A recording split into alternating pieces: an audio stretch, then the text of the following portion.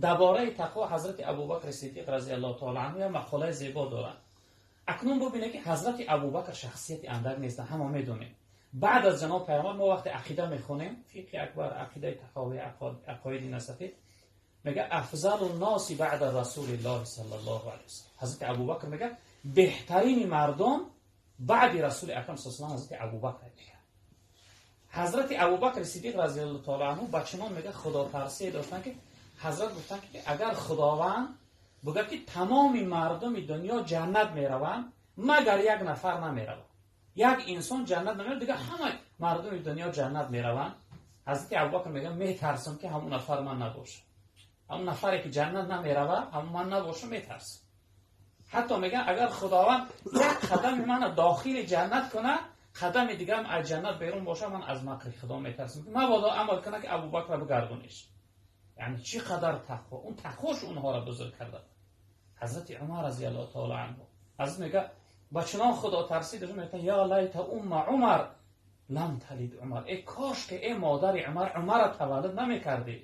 ماذا تقول لربک غدا یا عمر، فردا دم از پروردگار بخیز در قیامت ای عمر چی جواب میگوی وقتی پروردگار تو بپرسه. یعنی تقواشون بود اکوای.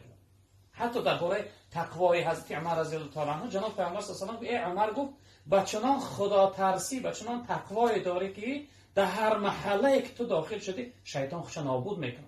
شیطان طاقت و قدرت و قوت نداره که با تو ملاقات کنه، رو پرو شود. یعنی هر شخصیت تقوا داشته باشه همه از اون میترسن. هر انسانی که تقوا داشته باشه آتش نمیسوزش، آب غرقش نمیکنه، خاک نمیپوسانش، همه با اون محبوب و دوست میشه، همه مسلط، یعنی تسلیم به اون شخصیت میشه. به این خاطر من و شما هم باشیم برادرای عزیز بزرگوار، امروز متاسفانه بینهایت فتنه و فساد در روی عالم زیاده. خیلی حذر کردن، خیلی احتیاط کردن در کار. جناب پیغمبر صلی الله علیه و سلم فرمودند که از همه چیزهایی که سببی داخل شدن جنت میشه برای انسان چی است؟ جناب پیغمبر دو چیز بیان کردن، تقوا الله و حسن الخلق. یکمش تقوا ترس خدا، دومش اخلاق.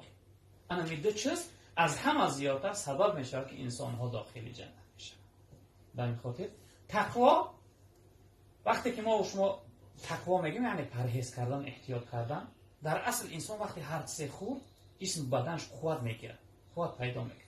اگر ما چقدر احتیاطکار باشیم، لقمه پاکیزه یعنی تناول کنیم، استفاده ببریم، ان شاء الله این جسم و بدن ما را به سوی عبادت میکشن، به سوی بندگی، به سوی خدا ما را قریب میکنن. اما بی پرواگی کردی، بی تقواگی کردی، هر چیز پیش آمد یعنی استفاده بردی، و چی میشه؟ جسم و بدن انسان در عبادت و بندگی خدا تنبل میشه، سست میشه، انسان از عبادت و بندگی خدا دور میشه. برای هر کدوم باشیم برادرای عزیز بزرگوار راه تقوا را اختیار کنیم. تقوا اصل عبادت تقوا. خداوند بنده های متقیش دوست می‌داره. در جای دیگر رب العالمین بیان کرده که والله یحب المتقین، پروردگار بنده های پرهیزگارش دوست می‌داره. در اصل نگاه کنیم اکثر دوستای خدا روی احتیاط کاری و خدا ترسیش رو به خدا رسیدن، یعنی بزرگ شدن در درگاه.